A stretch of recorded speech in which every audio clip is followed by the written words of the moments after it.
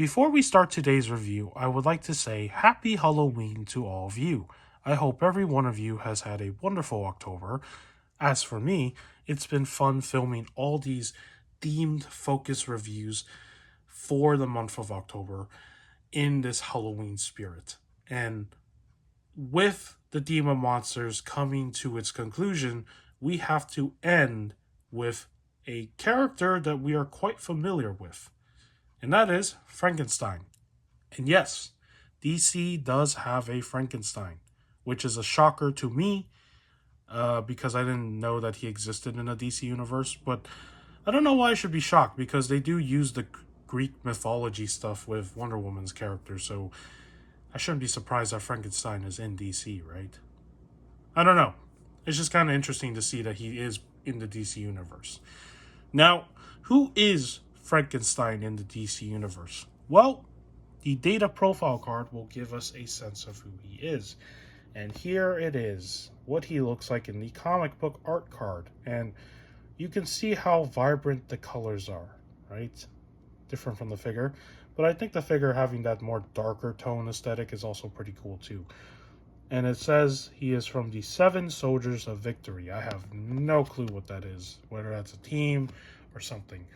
So his lore is basically the same as, the Frankenstein lore, but with a twist at the end.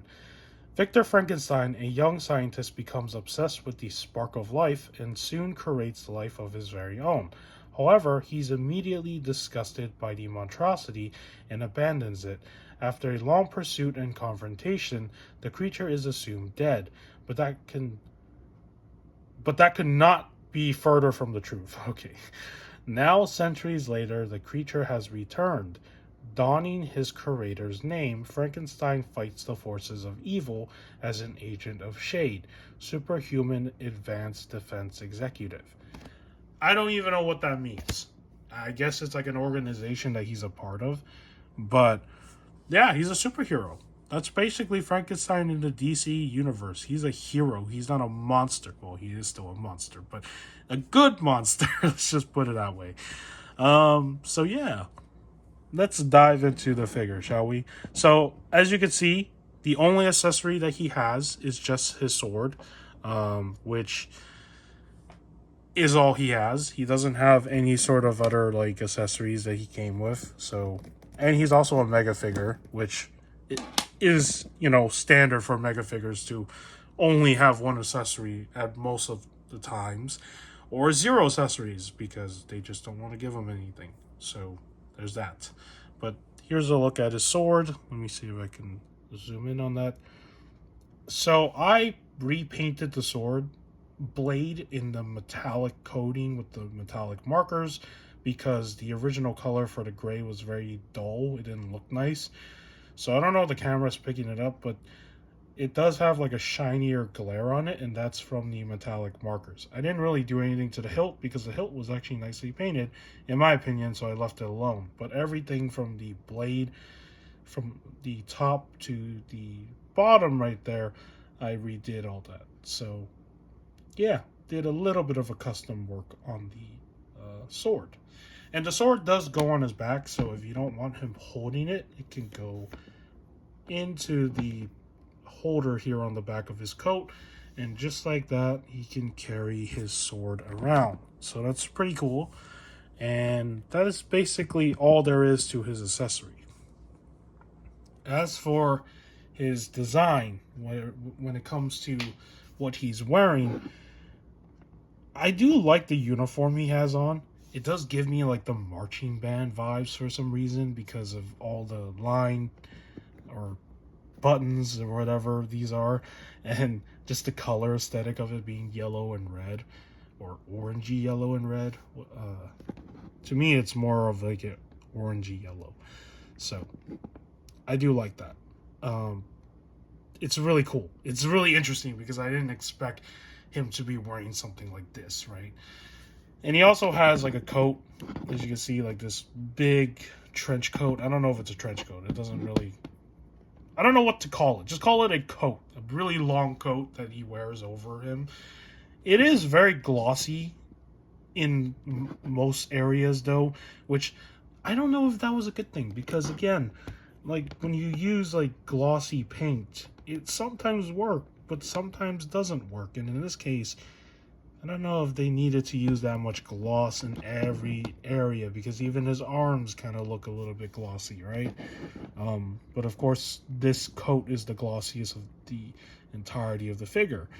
Because when you look at this up here, it's kind of glossy, but then when you come down to the pants, it's like a smooth, like matte finish sort of paint, which, you know, looks completely different from the rest of the glossy paint that they use everywhere else. And another thing that I do want to point out is on the art card, you can see that it's painted, right? The belt has like paint to it.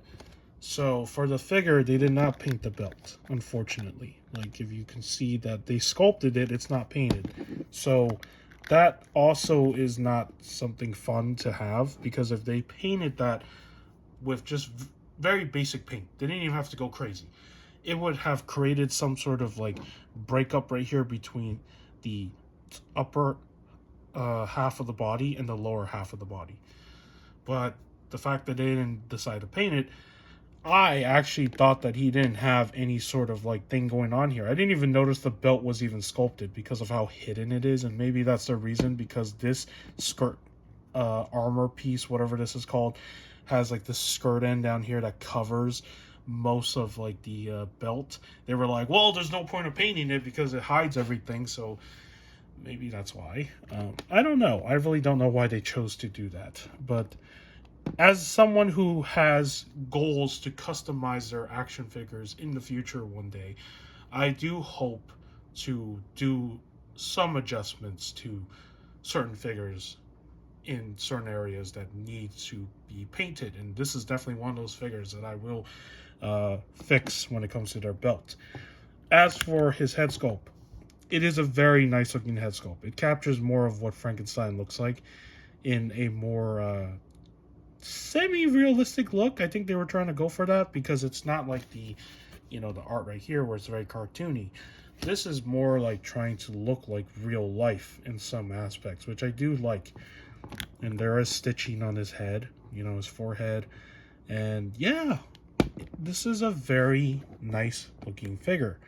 And, you know, when this figure was announced, I would like to say maybe a year or two ago, I remember I was not that crazy about him. I was just like, I was just telling myself, you know, I don't need this figure, because I don't know why I would ever buy a Frankenstein figure from DC Multiverse. Like, it's just whatever to me. But when he went down to $15, that changed my opinion really quickly. And after getting him in hand, I do not regret it anymore, because he's actually a really fun figure to just have on your shelf. Even if you are not into Frankenstein, or you know a Frankenstein, but you don't really want a Frankenstein figure because you're not, you know, obsessed with the whole Universal monsters or whatever. This is still a really cool figure to just have. It just looks like he's intimidating, right? Because he also has a sword, so it just goes good together. And also, it works out for me because I don't have much of like a monster sort of like, you know, shelf for popular monster characters that existed in media, right? Like, I don't have the Mummy or the Invisible Man or all the other, werewolf, right? I don't have any of those. So having Frankenstein was already like a step into that, like, I guess, monster sort of world. And I'm just happy that I got this figure when I did, because now I don't regret it. You know, sometimes being a figure collector, we say that we don't want certain things, but then we end up backtracking. And it's just a very normal thing that happens. And in this case, that's exactly what happened. So, as for why I got him, it was mainly because around the same time, Halloween was coming up, I believe, around that period, and I was dorming at, you know, UCI, so I really wanted something to represent, like, the Halloween spirit on my side of the room with, like, something on my table, right? So I got this figure and it just worked. It felt like Halloween to me because I didn't want to decorate the room with Halloween stuff because, you're living in a dorm and you're not living there, permanently. So you don't want to, make too much stuff decorated because you got to take it all down when you move out. So it's just, yeah, I needed something simple and this figure just worked out.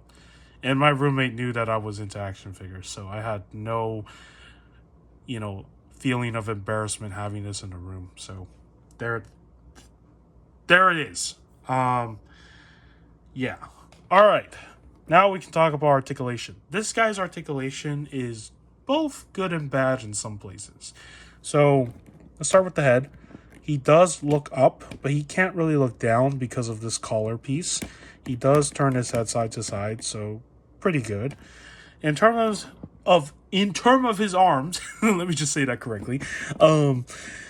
He does have an interesting sort of articulation that you rarely see on these bigger figures. And that is the swivel up here and the swivel down here. So usually with mega figures at this size, they would tend to not include articulation up here. They would only have like a swivel down here because of the single joint. But the fact that they included the usual articulation on the... I don't know what the hell to call this. I suck at autonomy. But, this usual articulation point that we see in most of our action figures, okay?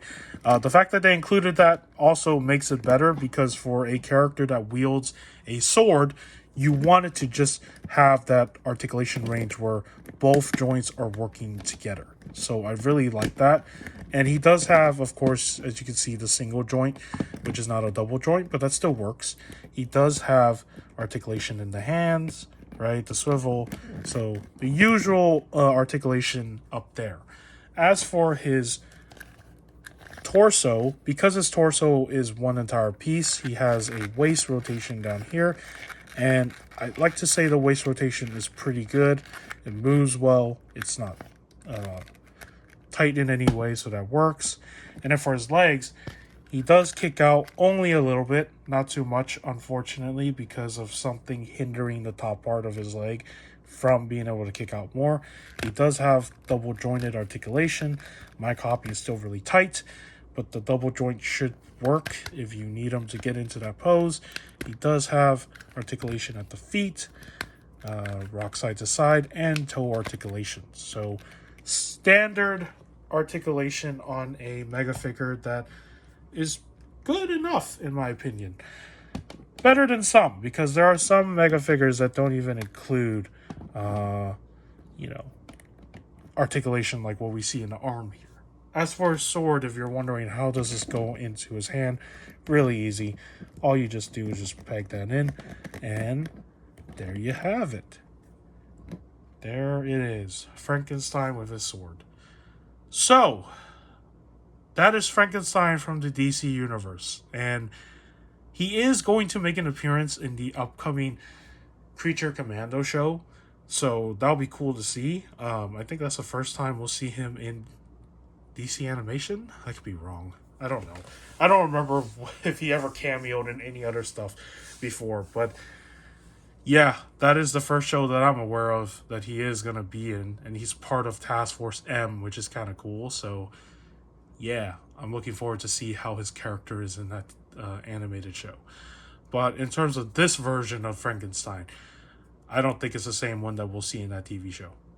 Who knows? They could be the same character, maybe. So, yeah. And with that said, I hope you found this review informative.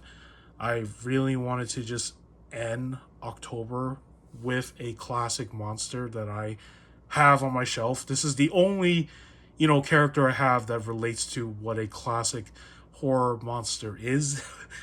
And yeah, I don't have anything else. So, in terms of doing more theme-centric reviews in the future, I don't know if I will do any more. I'll decide what they are. But for next year's Halloween, I don't think I have much figures to do a whole month of reviews for, in terms of keeping up with the Halloween spirit, because I pretty much used everything at my arsenal. So, Yeah, do not expect something like this again next year. But I will try to do something Halloween related next year, of course. So, with that said, I hope every one of you will have a fantastic Halloween day. And if you are going out to trick or treat or whatever with your family, stay safe and stay healthy. And with that said, take care, and I will see you in the next video.